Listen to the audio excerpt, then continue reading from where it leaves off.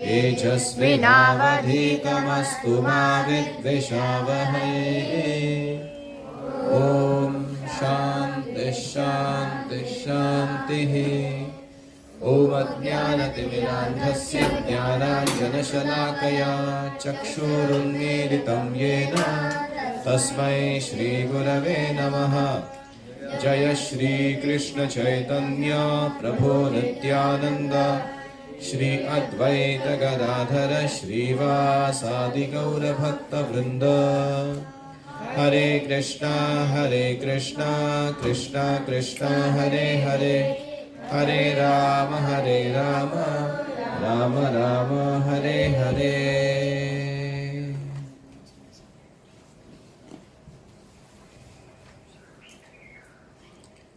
हरे कृष्णा। आज हमारा शीर्षक है इनक्रेडिबल इंडिया।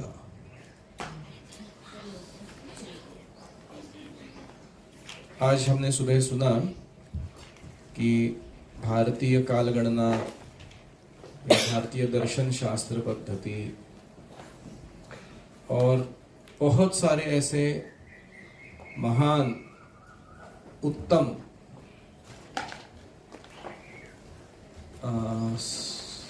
सिस्टम्स जहाँ मौजूद हैं, उस देश के हम वासी हैं।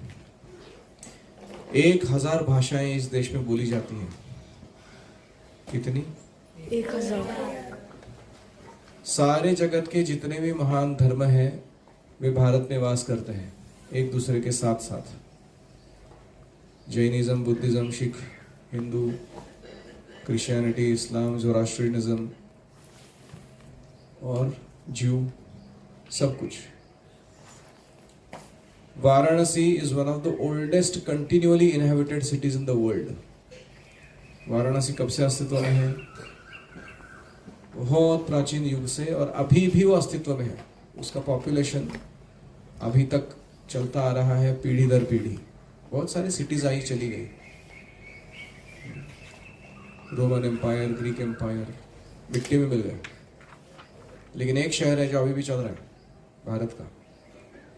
तक्षशिला नाम की 600 वर्ष पूर्व एक बड़ी यूनिवर्सिटी थी, बिफोर क्राइस्ट, यानी कि 2600 वर्ष पूर्व, जो वर्ल्ड की फर्स्ट यूनिवर्सिटी थी। वो किसने बनाई? भारतीयों ने बनाई। Bhaskaracharya was the first to discover gravity. 500 साल पहले, आइजैक न्यूटन के भी पहले 500 साल किसने गुरुत्वाकर्षण का खोज किया? Bhaskaracharya. India conquered and dominated China culturally for 20 centuries without having to send a single soldier across the border. China के संस्कृति पर भारतीय संस्कृति का गहरा असर हुआ। 20 साल तक राज किया सांस्कृतिक रूप से भारत ने उन पर। एक बार भी कोई सोल्जर नहीं भेजा युद्ध करने के, मार के अपना राज्य स्थापित करने के लिए। Access to the Vedas is the greatest privilege this century may claim over all previous centuries. Oppenheimer कहते हैं कि ये पूरे शताब्दी का सबसे महत्वपूर्ण काम क्या हुआ मानवता का? सारे मानवों को वेदास का एक्सेस मिला पहली बार, जो पहले केवल भारत में सीमित था, ब्राह्मणों तक सीमित था। अभी पूरे जगत को पता चल रहा है। We owe a lot to Indians who taught us how to count. ये आइंस्टाइन बोल रहे हैं, गणना कैसे करनी है हमने भारतीयों से सीखा। Without which no worthwhile scientific discovery could have been made. उसके बिना कोई दूसरा वैज्ञानिक खोज नहीं हो पाता था। जो मैथमेटिक्स से गणित हमने सिखाया भारतीयों ने, उसके कारण बाकी सारी खोज संभव हुई। अभी हमको मिल गई स्वतंत्रता ब्रिटिशों से। अभी 2 प्रॉब्लम फिर भी चल रहे हैं। मॉडर्न एजुकेशन सिस्टम टीचर्स अस फॉल्सिफाइड हिस्ट्री। हमारे किताबों के द्वारा झूठ मूठ का इतिहास हमें पढ़ाया जाता है। आप पढ़ रहे हो अपना इतिहास? सब झूठ मूठ का इतिहास लिखा हुआ है, वास्तविक इतिहास कोई बताता ही नहीं है भारत का। We are taught that we owe all our development and material success to the British rule और मुगल रूल। बोला जाता है कि नहीं बोला जाता? ब्रिटिशों के कारण हमारा तकनीकी विकास हुआ, मुगलों के कारण हमें सिविलाइजेशन प्राप्त हुआ, सभ्यता क्या है समझ में आया। इसका कॉन्सिक्वेंस क्या है? दो पट्टी पढ़ाने के कारण क्या हो जाता है?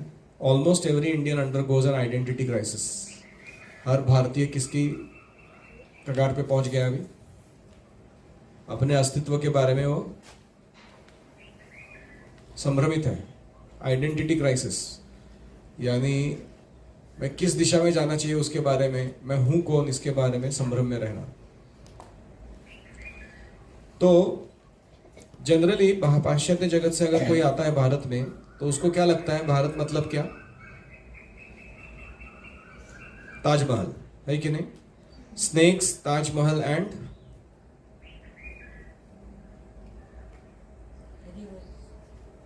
And poverty.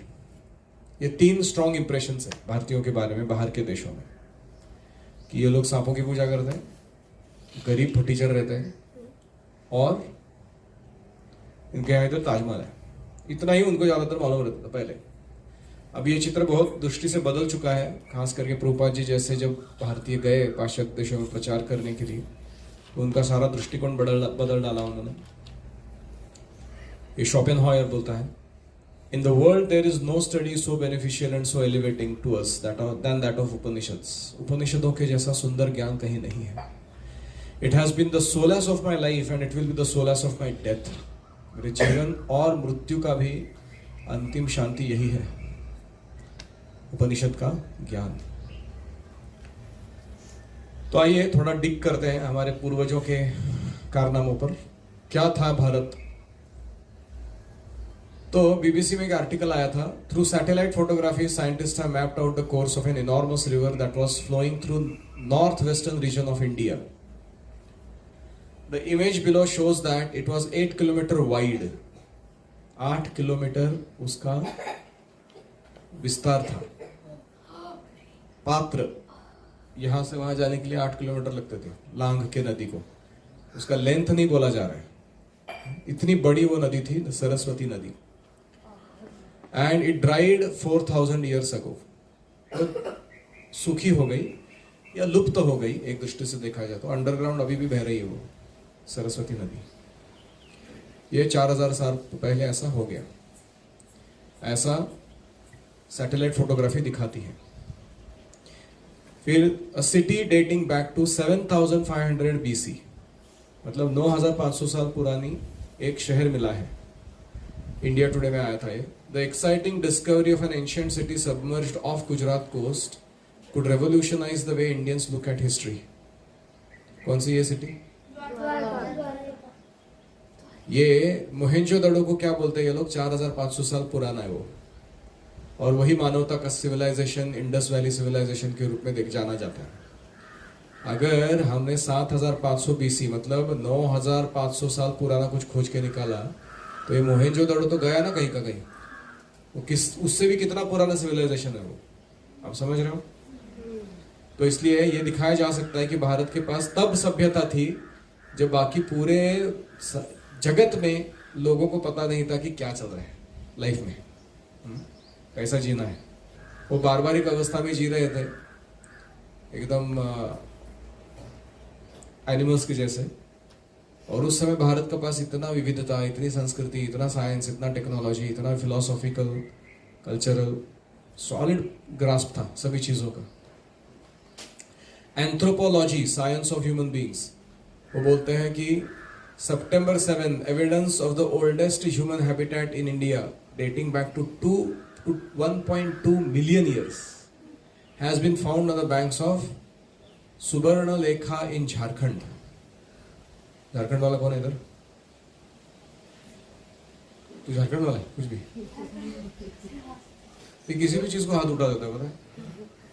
उसको समझ में आया नहीं आया, मत कीजिए। 50 kilometre stretch between Ghatshila and Jharkhand and Mayurbhanj in Odisha. इसके अंदर टूल्स मिले इनको ऐसे कि वो दिखाते हैं कि 2 मिलियन ईयर्स यानी 20 लाख साल पहले उधर सिविलाइजेशन था। ये तो डार्विन का तो धज्जियां उड़ा देगा ये। तो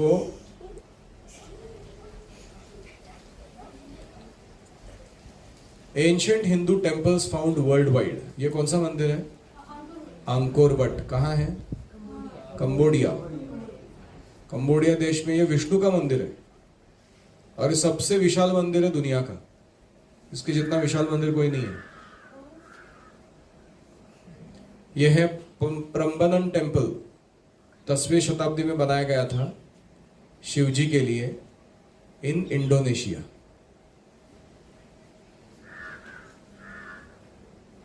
फिर माइसोन चंपा किंगडम, ये भी यूनेस्को का हेरिटेज साइट है। 4 से लेकर 13 सेंचुरीज तक ये चलता रहा। ये वियतनाम में है। यहाँ हिंदुइज्म का शुरुआत देखा जा सकता है, उनके यहाँ का। Angkor what temple complex in Cambodia, one of the largest religious monuments. 402 एकड़ में फैला हुआ मंदिर है।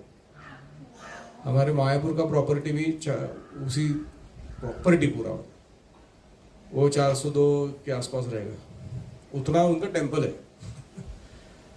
नंदीश्वर टेम्पल, मल्लेश्वरम नाम का जगह है। 7000 साल तक खड़ा है वो उसी जगह पे, कुछ नहीं हुआ उसको मंदिर में। ऐसा आर्किटेक्चर क्या खतरनाक रहेगा इनका। हमारा जो घर बांधते हैं हम लोग सीमेंट कंक्रीट का, आपको कितना दिन चलता है ऐसा लग रहा है? What is the longest life of this building?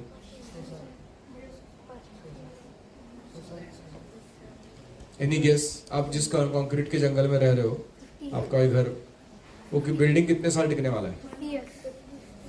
50 years बस, ज्यादा से 70। उसके बाद उसके पुर्जे ढीले होके हिलने लगेगा वो। 70 साल, 100 साल।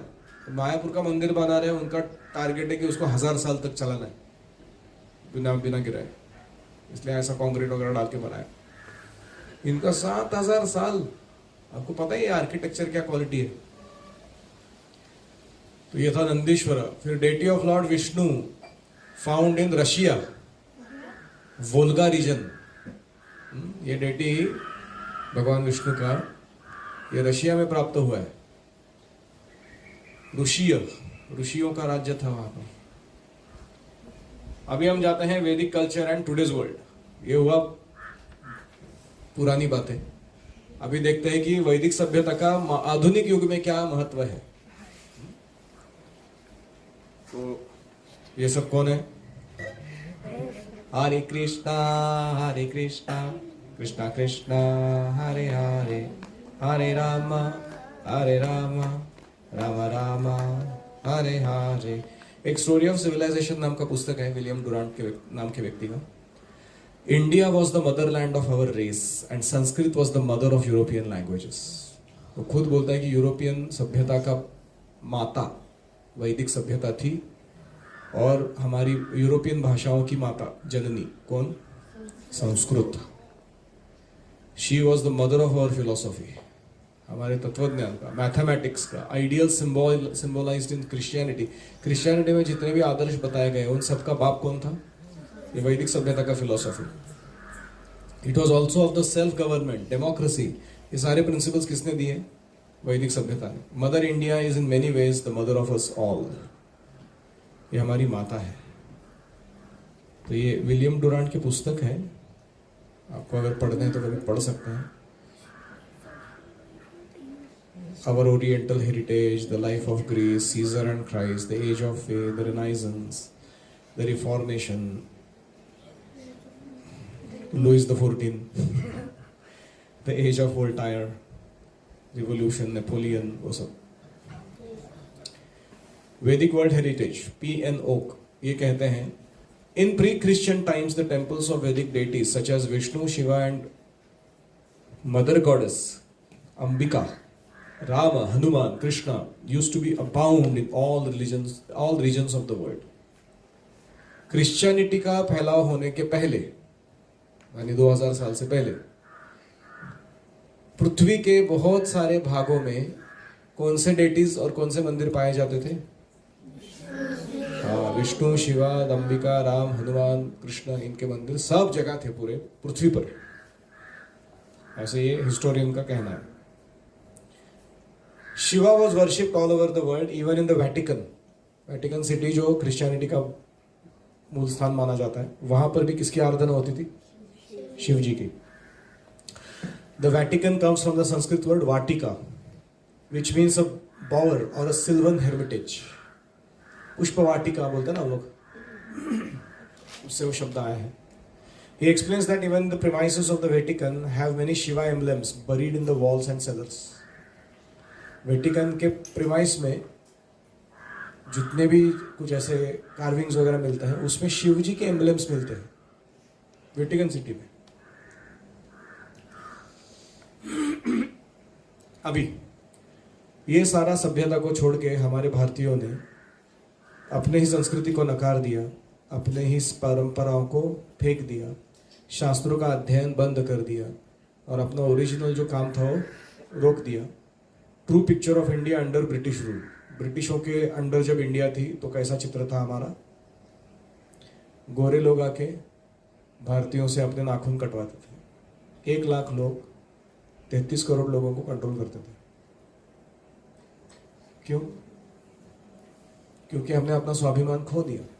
हमने अपने संस्कृति का, फिलॉसफी का, गुरुकुलों का जो परिपाठ है वो बंद कर दिया और उसके कारण क्या हो गया? हम लोग खुशी खुशी गुलाम बन गए. हमको लगता था कि अरे ये लोग आए हैं, साहब लोग हैं ये, और ये जैसा बोलेंगे वैसा गुलाम लोग को करने गए. इस लेवल पे हम आ गए.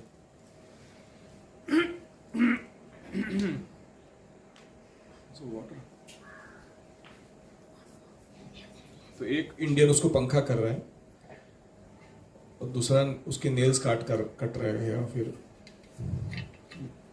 पेडिक्योर मैनिक्योर बोलते हैं उसको.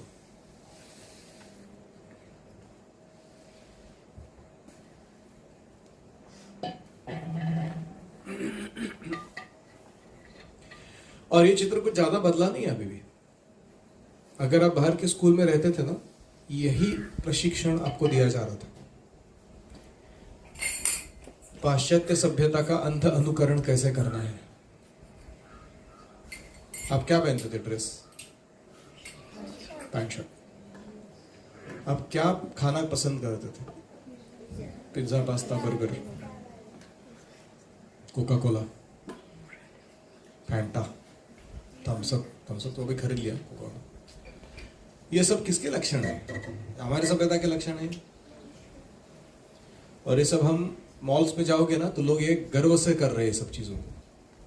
देखा ना आपने मॉल्स में कैसे खाते पीते लोग, जो कौन सी मूवीज देखते हैं, क्या बड़बड़ करते हैं, कौन सी भाषा बोलते हैं. उनको लगता है कि हम शाणे हो गए अगर हमने अंग्रेजों को इमिटेट करके दिखाया तो. Legacy of colonialism. कॉलोनियलिज्म ने क्या किया? प्रोफेसर उत्साह पटनायक बोलते हैं, Britain robbed India of $45 trillion between 1765 to 1938. Almost 150 साल में इन्होंने कितना पैसा लूटा है? $45 ट्रिलियन.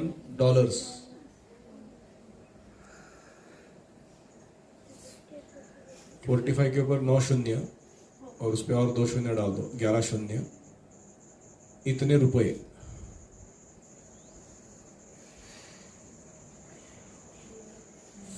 $45 लाख अरब रुपए अंदाज से उन्होंने लूटे भारत से. Deprivation kills and is estimated that 1.8 billion Indians died from egregious deprivation under British. जानबूझ के उन्होंने जनता को गरीब रखा और उनको उनकी हुई सुविधाओं को पहुंचने नहीं दिया. जैसे कभी बंगाल में बहुत राइस प्रोड्यूस हो रहा है तो राइस के गोडाउन भर के रखते थे लेकिन सप्लाई नहीं देते थे लोगों को, तो लोग मर जाते थे फैमिन से. ऐसे कितने लोगों को मारा इन्होंने?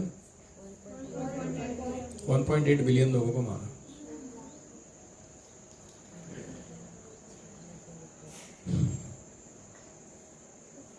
यह है Paul Kennedy, the rise and fall of great powers.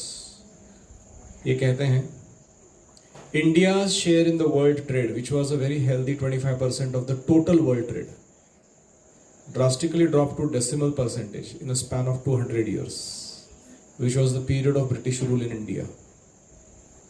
Bharat 25% economy generate करता था पूरे जगत का, वो कुछ तो 0.2 वगैरह ऐसा हो गया. परसेंट ब्रिटिशों के under. India's deindustrialisation under British rule, new ideas and new evidence. एक दूसरा व्यक्ति है, उसने लिखा है, वो कहता है India was a major player in world export market for textiles. 18वीं सेंचुरी तक यही था, कपड़ों का जो व्यापार था इंडिया का सबसे ज्यादा था। By the middle of 19th century it had lost all of its export market and much of its domestic market. ब्रिटिशों ने क्या किया, यंत्र पे बना हुआ अपना कपड़ा लाके चीप क्वालिटी का सब जगह फैलाना चालू किया अपना बिजनेस बढ़ाने के लिए, और सबके बाकी के धंधे बंद कर दिए, और 200 साल में सारा ठप हो गया काम। While India produced about 25% of world's industrial output, it became 2% in 1900. समझ रहे? Systematic attack on Indian heritage. तो एक पहला हमने वर्णन देखा किसका, कि कैसे ब्रिटिशों के समय में हमारे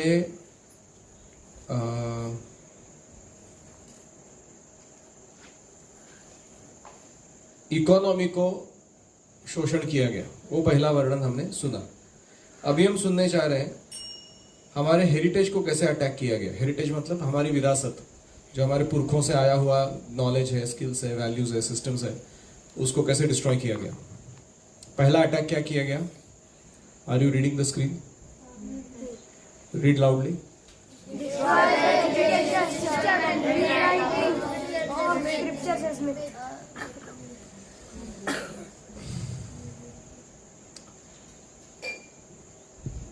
तो हमारी गुरुकुल पद्धति जो थी वो इतनी फ्लरिशिंग कंडीशन में थी ब्रिटिशों से आने से पहले कि पूरे भारत में कुछ 4 लाख गुरुकुल थे,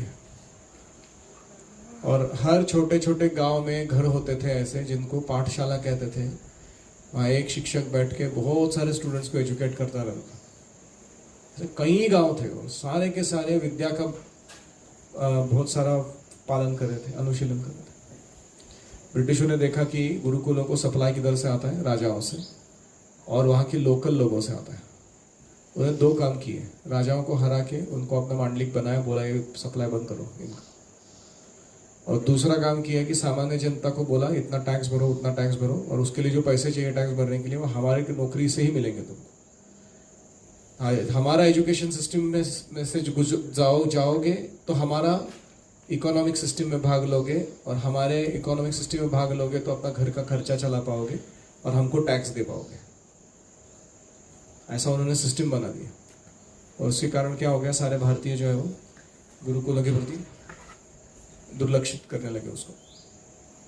तो एजुकेशन सिस्टम को बर्बाद कर दिया, और फिर रीराइटिंग स्क्रिप्चर्स एज मिथ उन्होंने इंडोलॉजिस्ट्स भेजे। इंडोलॉजिस्ट कौन होता है?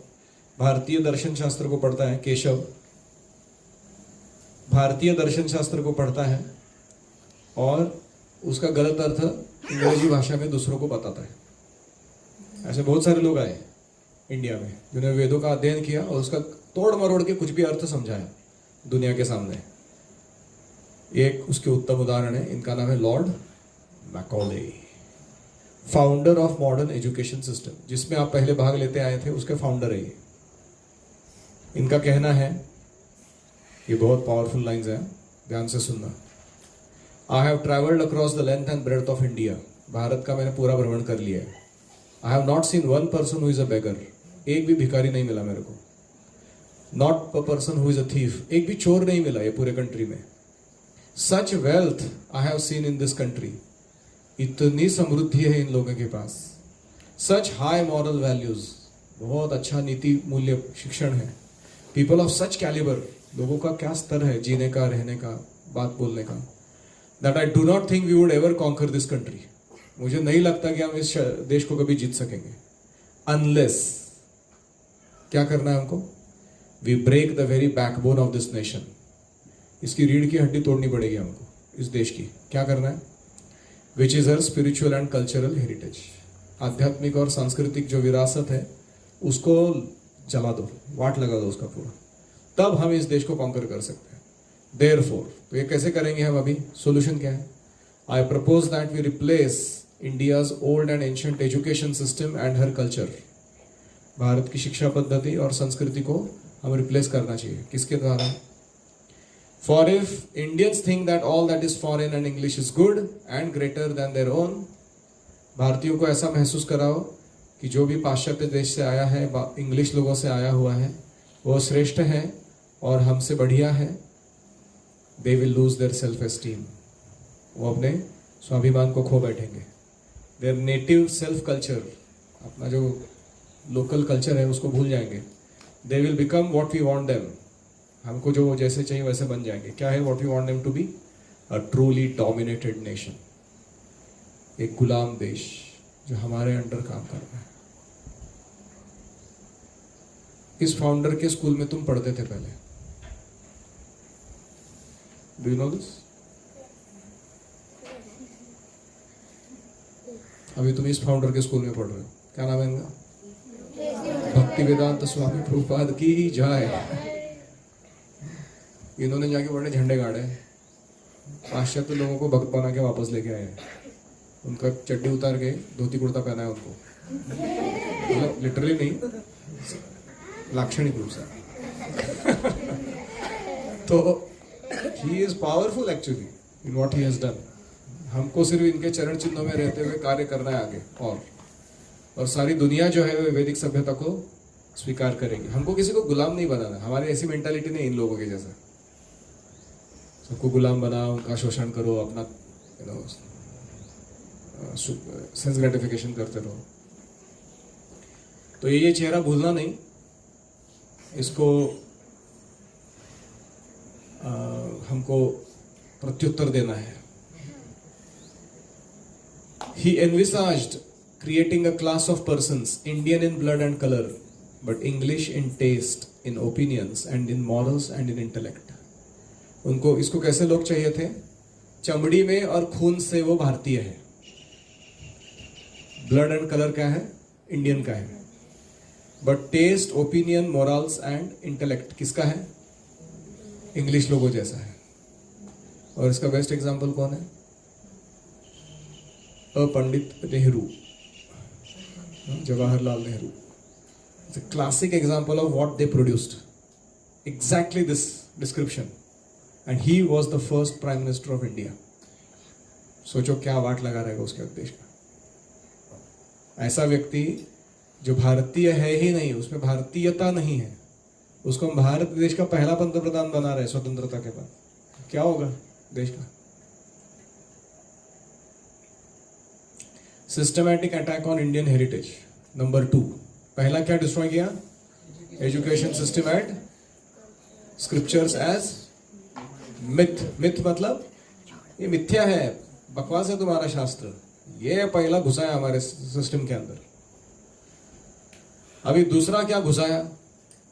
किल the indigenous agricultural practices by cow slaughter. ये दूसरा स्टेप लिया इन्होंने. इन्होंने क्या किया? हमारी कृषि प्रधान संस्कृति है और कृषि जो है वो गो रक्षा के बिना हो ही नहीं सकती. ये दोनों हाथ में हाथ पकड़ के चलते हैं, फार्मिंग एंड काउ प्रोटेक्शन. जितना काउ प्रोटेक्शन अच्छा करेंगे उतना फार्मिंग अच्छा होगा, जितना फार्मिंग अच्छा करेंगे उतना काउ प्रोटेक्शन अच्छा. एक दूसरे के हाथ में पकड़ जाओ. इन्होंने दोनों को खत्म कर दिया. कैसे किया? दूसरा व्यक्ति Robert Clive, founder of the British empire in India. He opened the first cow slaughter in India in 1760 at Kolkata. It killed 30,000 cows a day. अभी कितने काउस मारते हैं इंडिया में पता है? Any guess? 3 lakh cows every hour.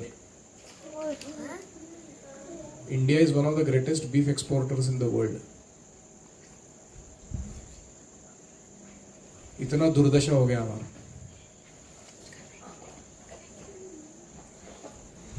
He removed the ban from prostitution and drinking wine also.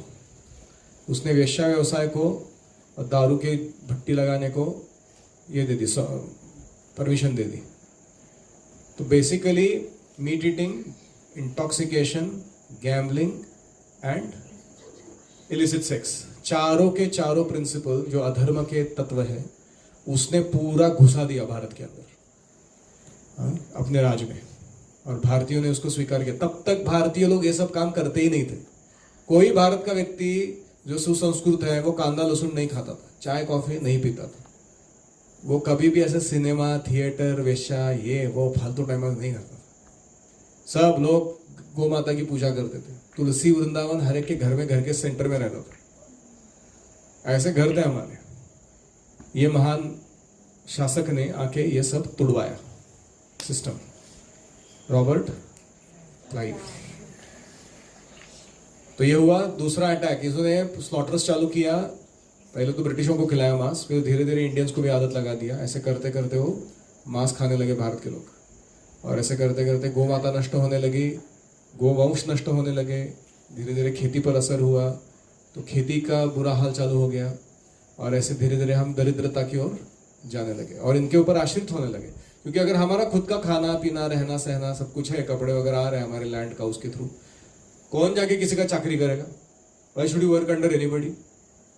अभी भी तुम लोग किस टेंशन में है, मार्क नहीं आएंगे तो जॉब कैसा लगेगा, है कि नहीं? This is worst training somebody can get in life. Instead of I creating employment for others, you are thinking who will give me employment. मतलब क्या लीडरशिप है तुम्हारे अंदर?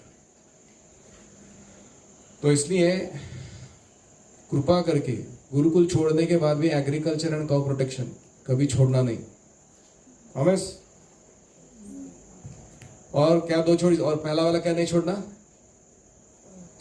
गुरुकुल्स को सपोर्ट करना, एजुकेशन सिस्टम है हमारा वो, और शास्त्र अध्ययन करना और करवाना लोगों से, रोज करने गए, तभी तुम्हारा गुरुकुल इधर आने का कुछ फायदा है। नहीं तो केशव जैसे आओगे और जाओगे, आयाराम गायाराम। फायर होना चाहिए अंदर कुछ, जिसके अंदर गटर वाटर बह रहा है खून के जगह पे, वो ये काम नहीं कर सकता। खोलता हुआ खून चाहिए उसके लिए, समझ रहा है कुछ? फिर अटैक थर्ड, तीसरा अटैक किया है इन्होंने, systematic attack, creation of factory life and introduction of paper currency. ये बड़ा कांड है अपने आप में। फैक्ट्री लाइफ, इंडस्ट्रियल रिवोल्यूशन बोलते हैं उसको, स्टीम इंजन से चालू हुआ था वो, और इन्होंने बहुत सारे ऐसे सिस्टम लेके आए। इन्होंने क्या किया, कुछ भी प्रोडक्शन बढ़ाने के लिए, अभी प्रोडक्शन कितना लगता है आदमी को अलग अलग के, एक आदमी साल भर में कितने कपड़े पहनता है? जैसे मैं तो पूरे साल में 3 जोड़ लेता हूं, और उसमें से बहुत सारे खराब भी नहीं होते, तो उतना ही काफी है ना। अभी मास प्रोडक्शन से क्या होता है, अचानक 50 जोड़ बन जाते हैं। अभी उसको बेचने के लिए टेंशन में आता है आदमी, पहले नहीं चाहिए थे वो, अभी बन गए वो। फिर उसके लिए सेल्स चाहिए, मार्केटिंग चाहिए, दूसरों को थोड़ा ठगने का बुद्धि चाहिए, तुमको जरूरत नहीं फिर भी ले लो तुम कुछ भी करके उसको। और फिर एडवर्टाइजमेंट इंडस्ट्री चाहिए, विज्ञापन चाहिए, फिर फालतू का न्यूज़पेपर वो सब चालू चाहिए। इतना नॉनसेंस बढ़ा देता है वो एक्स्ट्रा प्रोडक्शन जो करके रखते हैं हम लोग। प्रभुपाद जी ने क्या फॉर्मूला दिया है? Produce what you need, repeat, and use only what you produce. बस ये फॉर्मूला फॉलो करके देखो, तुमको कोई कंट्रोल नहीं कर सकेगा दुनिया में आदमी। और इसलिए इन्होंने क्या किया, फैक्ट्री लाइफ लेके आए। अभी हम जाते हैं कभी कभी, आपने देखा ये इंडस्ट्रियल एरियाज जो होते हैं, आप में से कितने लोग इसके पास में रहते हो? आपके पास में इंडस्ट्री है पास में कोई? रिलायंस, पेट्रोलियम या सॉफ्टवेयर इंडस्ट्री, बहुत सारा। इनके पास वाले लोगों का जीवन देखिए आप, कितना पापमय, कितना भोगवादी, कितना संस्कृति समाज से रहित ऐसा जीवन रहता है इनका। उनको दूसरे की कुछ लेना देना नहीं है, मैं एंजॉय करूंगा बस, दुनिया जाए खड्डे में, ऐसा मनोवृत्ति का व्यक्ति बन जाता है। ये फैक्ट्री प्रोडक्शन बहुत डेंजरस है। ये कलयुग का आयरन एज को बढ़ाने में मदद करता है। उग्र कर्मा इंडस्ट्री, क्षयाय जगतो अहिताः, ये this will completely destroy human sentiment.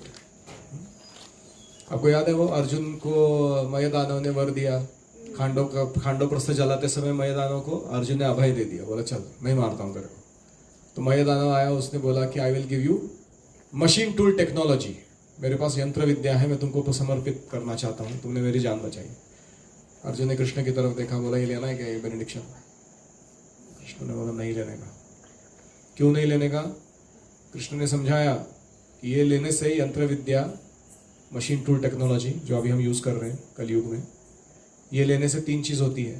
पहला चीज होता है कि मनुष्य जो है वो मशीन जैसा बन जाता है, उसका कॉन्शियसनेस जो है वो मर जाता है, वो यंत्रवत काम करने लगता है, वो जो भी फाइन सेंटिमेंट्स हैं वो सारे नष्ट हो जाते हैं, संवेदनशीलता नहीं रहती। दूसरा, इससे गरीबी, भूखमरी ये सब बढ़ता है, कम नहीं होता। और तीसरा, ये बहुत सारे ऐसे meat eating, gambling, illicit sex, intoxication जैसे पाप कार्यों को बढ़ावा देती है ये मशीन टू टेक्नोलॉजी, जो भी इसको अपनाता है। जैसे मैं फैक्ट्री में काम करता था पहले कार डिज़ाइन करने के लिए, वहाँ के वर्कर लोग थे, पेंट शॉप था, वो पेंट शॉप में काम करने के लिए दारू पी के आते थे। मैं उसको मैं जब गया था मेरे को उल्टी आया उधर, इतना पेंट का स्ट्रॉन्ग स्मेल रहता है। वो बड़े बड़े गाड़ी के सांगाड़े उठा के ला रहे, उसको डुबा रहे, एक बार रॉकेल में, एक बार कोई एसिड में, फिर उसके ऊपर पेंट में डुबो रहे उसको, फिर निकाल के उसमें कोटिंग कर रहे हैं। इतना गंदा स्मेल आता है उधर, उल्टी होता है। 5 मिनट भी नहीं रुक सकते तुम उधर, 8-8 घंटा काम करते थे। मैं उसको पूछा कैसा रहते हो इधर? उसने बोला बराबर बोला आपने, इधर मनुष्य जी नहीं सकता इधर, इसलिए हम पी के आते हैं, हमको पता ही नहीं कि क्या चल रहा है, सिर्फ बटन दबाने हैं बैठ के उधर, 8 घंटे दबाते हैं बटन, पैसा लेके चला जाता। ये क्या जीवन है ये मनुष्य का? तो एक कृष्ण ने समझाया अर्जुन को, बोला ऐसा लाइफ बन जाएगा तुम्हारा यंत्र विद्या के पीछे लगोगे तो अर्जुन ने बोला sorry my Prabhu, don't want it. तो ये है फैक्ट्री, किसने इंट्रोड्यूस किया ये? हाँ, इसको रोकने वाले हमारे महात्मा गांधी जी थे, बोलते थे नहीं फैक्ट्रीज नहीं चाहिए, हम एग्रीकल्चर प्रधान है, हमको ऐसा ही रहना चाहिए। उनकी बात ना मानते हुए नेहरू जी ने क्या किया? फैक्ट्रीज घुसा दी इंडिया के अंदर। जैसे ही स्वतंत्रता मिला, श्रीरंगम मंदिर विजिट करने गए थे नेहरू, मंदिर इतना विशाल, इतना सुंदर, इतना अप्रतिम है, उसको देख के क्या बोलते हो कि ये चीजों के कारण ही भारत पिछड़ा हुआ देश है, ये मंदिरों के कारण। कितना अच्छा होगा इस मंदिर को गिराकर यहाँ एक फैक्ट्री खड़ा कर दिया जाए, ताकि सब जगह सुजलाम सुफलाम हो जाएगा, ऐसा उनका कहना था। This is the vision of the top leader of India, चाचा नेहरू, बच्चों के बड़े प्रिय माने जाते हैं वो।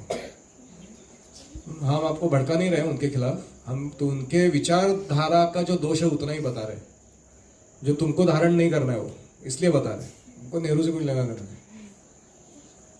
तो क्रिएशन ऑफ फैक्ट्री लाइफ समझ में आ रहा है क्या कुछ? और इंट्रोडक्शन ऑफ पेपर करेंसी, ये सबसे बड़ा कांड है ये। मैं अगर तुमसे गोल्ड ले लूं और मैं तुमको एक पेपर की थप्पी थमा दूं हाथ में, चलेगा तुमको?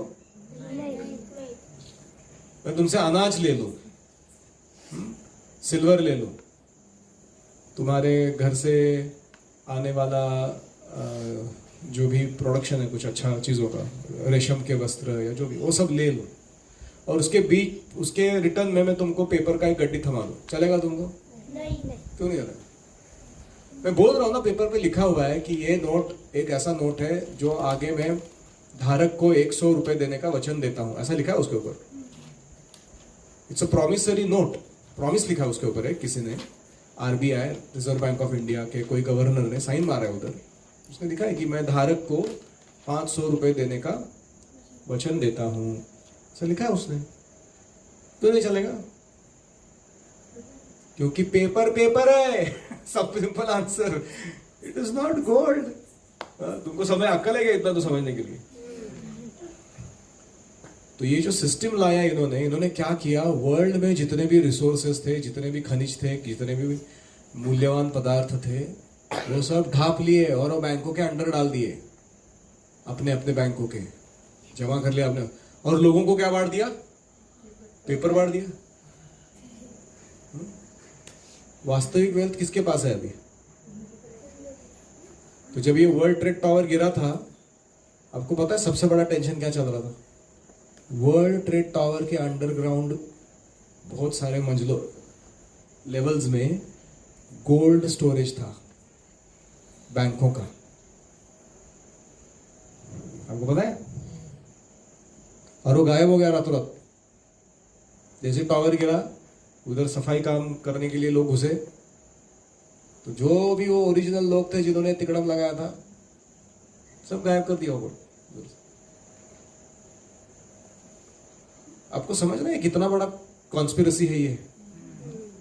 लोगों से उनका वेल्थ अभी नया आ रहा है, डिजिटल करेंसी। तुम्हारा पैसा कैश में तुम इतना ही व्यवहार कर सकते हो, बाकी सारा तुमको डिजिटल बनाना पड़ेगा। क्यों डिजिटल बनाना पड़ेगा? क्योंकि फिर वो तुम्हारे कंट्रोल में नहीं रहेगा, वो गवर्नमेंट के कंट्रोल में चला जाएगा। वो डिसाइड करेंगे, वो तुमको एक सोशल क्रेडिट स्कोर देंगे। तुम अच्छा व्यवहार किए, गवर्नमेंट ने बोला ये वैक्सीन ले लो, ले लिया। गवर्नमेंट ने बोला इधर ये इवेंट अटेंड करो, कर लिया। गवर्नमेंट ने बोला ये प्रोजेक्ट में पैसा लगाओ, लगा दिया। तो तुमको अच्छा स्कोर मिलेगा, क्रेडिट स्कोर। फिर तुम अपना बैंक अकाउंट ऑपरेट कर सकते हो, तुम ऑनलाइन ट्रांजैक्शन से घर पे चीज़ें मंगा सकते हो। अगर तुम्हारा सोशल क्रेडिट स्कोर डाउन चला गया, तुमने रिबेल किया गवर्नमेंट के सिस्टम्स के अगेंस्ट, बोला कि मेरे को नहीं मंजूर है, मेरे को नहीं लगाना है वैक्सीन तुम्हारा, जिसका तुमने अभी तक खुद कुछ ने देखा नहीं, इसका परिणाम कितना होता है, अच्छा है कि बुरा है। इम्परफेक्ट स्टैटिस्टिक्स के आधार पर मैं कैसे अपना शरीर दे दूँ एक्सपेरिमेंट करने के लिए? तुमने बोला नहीं दूंगा मैं। तो तुमने ऐसे कुछ अन्य नियम पालन नहीं किए गवर्नमेंट के, तो वो क्या करेंगे? तुम्हारा बैंक अकाउंट फ्रीज कर देंगे और तुम्हारे ऑनलाइन ट्रांजैक्शन से तुमको कुछ आना बंद हो जाएगा। जियोगे कैसे तुम? तो तुम झक मार के गुलामगिरी स्वीकार करोगे नहीं करोगे दूसरों को? तो इसीलिए बी वेरी केयरफुल। हमको लगता है कि ये सब सिस्टम ऐसे मजे के बटन दबाया पैसा गाड़ी आ गया, बटन दबाया पिज्जा आ गया, वो चल रहा है। बट बी केयरफुल, ये बटन दबाया जो नहीं चला तो क्या खाओगे तुम? तुम्हारे पास है कुछ सोल्यूशन? तुम्हारे घर के अंदर कहीं सब्जी तरकारी उग रहा है कोई? So these are the things that British introduced. Free distribution of tea and coffee. पहले भारत में सब लोग दूध पीते थे, इन्होंने क्या किया, दूध में चाय डाल के गर्म करके पिलाने लगे फ्री में। लोगों को एडिक्शन लग गया, फिर बोला अभी थोड़ा पैसा देना पड़ेगा इसको पीना है, तो ऐसा करके टी इंट्रोड्यूस किया। चाय चाय चाय। मेरा दिमाग इतना उड़ता है ना, मैं जब जाता हूँ ये ट्रेन में, जैसे वो चिल्लाने लगता है, मेरा इतना गुस्सा आता है मेरे को। ये ब्रिटिशों का धरोहर इन्होंने लेके बैठे हैं हम लोग। सारा दुनिया पहला सुबह उठा नहीं, चाय पीना चालू करते, of all things in the life. वो भी मुंह नहीं धोता, वो गंदे मुंह से पीना चालू करते हैं। Encouragement of use of wine, tobacco, promoting prostitution. A British rule was successful in creating artificial famines. भूखमरी या scarcity खुद ही निर्माण करते थे वो, by stealing Indian goods and starving Indian public. Indian का सामान लेके जाते थे और बोलते थे इनको कि प्रोडक्शन नहीं हुआ ना इस बार, इसलिए थोड़ा कम है हमारे पास, भूखमरी है अभी तुम्हारे लिए। तो अभी इतना ही बोल के हम यहाँ विराम देते हैं। अगला पार्ट नेक्स्ट टाइम में देखेंगे। किसी का कोई प्रश्न है? हम पैसा कैश में स्टोर नहीं कर सकते क्योंकि वो खराब हो जाता है, इसके लिए तार वगैरह व्यवस्थित है। आणि गोल्ड स्टोर केलं तर मग चोरांची भीती असते आणि बाहेर ठेवले तर ते आपल्याला करत नसते आणि पैसे ऑनलाईन ठेवले तरी पण ते आपण स्टोर कशी करायची?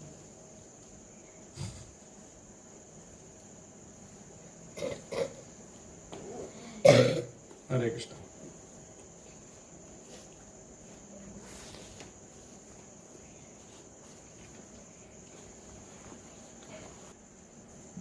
Let's see.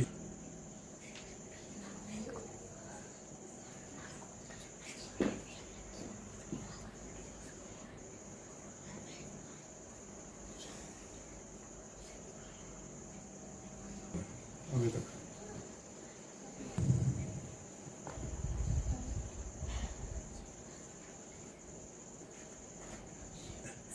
मेरे पीछे दोहराइए। अर्थस्य साधने सिद्धे उत्कर्षे रक्षणे व्यये नाशोपभोगायासस्। त्रासश्चिंता Brahmo नृणाम. In the earning, attainment, increase, protection, expense, loss and enjoyment of money, wealth, all men experience great labor, fear, anxiety and delusion. एक लाइन में सारा कंक्लूजन दे दिए भागवतम ने. पैसा या वेल्थ का अर्निंग करने में, उसको प्राप्त करने में, आपने कमाया लेकिन आपको पास आने में, उसको फिर उसको बढ़ाने में, उसका प्रोटेक्शन करने में, उसका खर्चा करने में, उसका कभी लॉस हो गया तो उसके कारण, और कभी उसको एंजॉय करते समय भी क्या एक्सपीरियंस होता है लोगों को? त्रास, चिंता, भ्रम एंड आयास.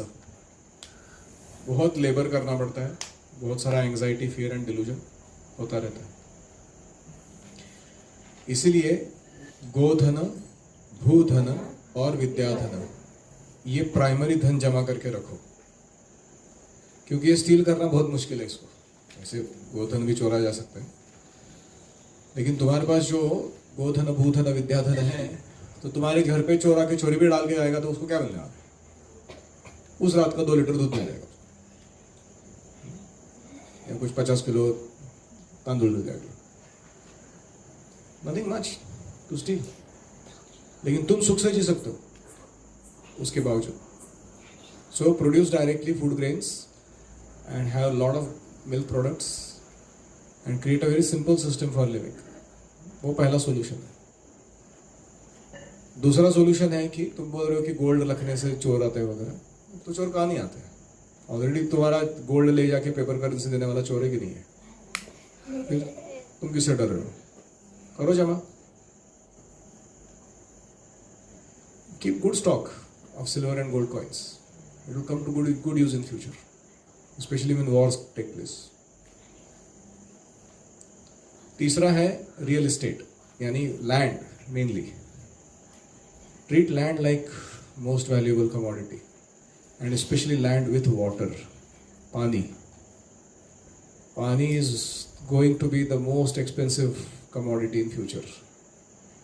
तो ये चीज़ों को संभाल के रखो तुम अपने पास. बाकी तुम जो करना है करते रहो, तुम्हारा इंजीनियरिंग, लॉ, मेडिकल, ये वो सब, लेकिन ये जरूर करना तुम. समझ रहे? और कोई?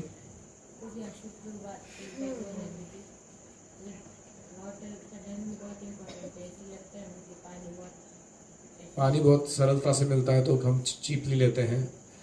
खत्म हो जाएगा तो समझ में आएगा हमको क्या जरूरत है उसका. और कोई? Anything about the topic?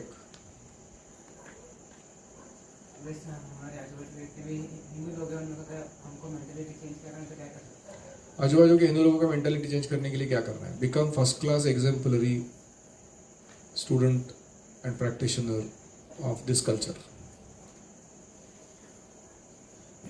Step number 1 है मॉडलिंग, आपका आदर्श उदाहरण.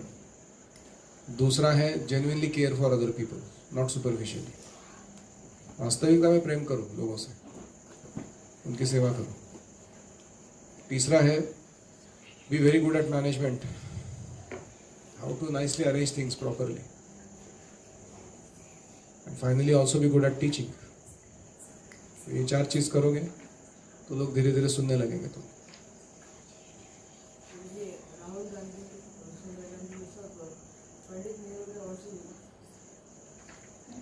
राहुल गांधी पंडित नेहरू के वंशज हैं. तो पंडित नेहरू की बेटी थी इंदिरा गांधी. इंदिरा गांधी का पुत्र था राजीव गांधी. राजीव गांधी का पुत्र है राहुल गांधी. तो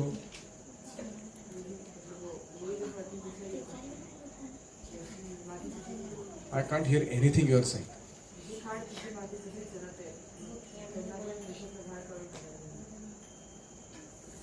No, who should stay in country, who should go out of country, that you and I cannot decide.